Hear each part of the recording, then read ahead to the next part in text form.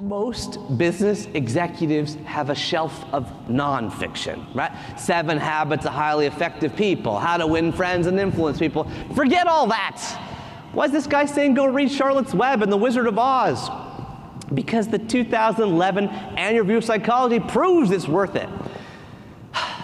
Only reading fiction opens up the mirror neurons in our brain responsible for empathy, compassion, and understanding. Those are 3 very important words: empathy, compassion, understanding. You know what the translation is? EQ. EQ. The hardest leadership skills of all to build.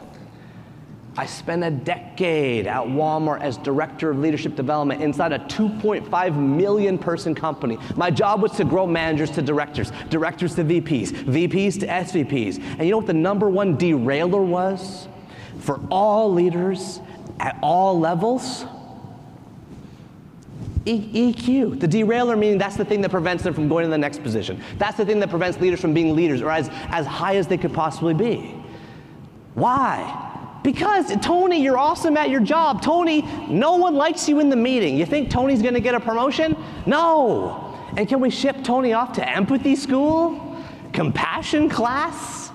Understanding 101? They don't exist. But when you read a book, you're living as another gender, religion, time of the world, place in the world. Our reader lives 1,000 lives before he dies. The man who never reads lives only one. If you write that quote down, please credit it to Game of Thrones, where I stole it from.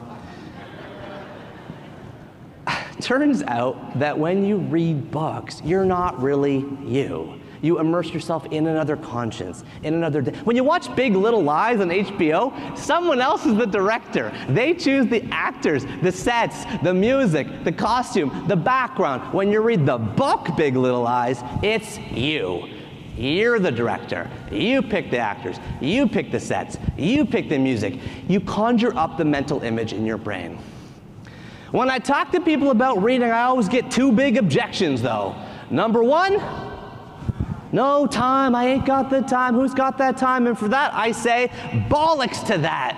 That's BS. The University of California just did a study that shows we now read the equivalent of a 200-page book a day, per day, today.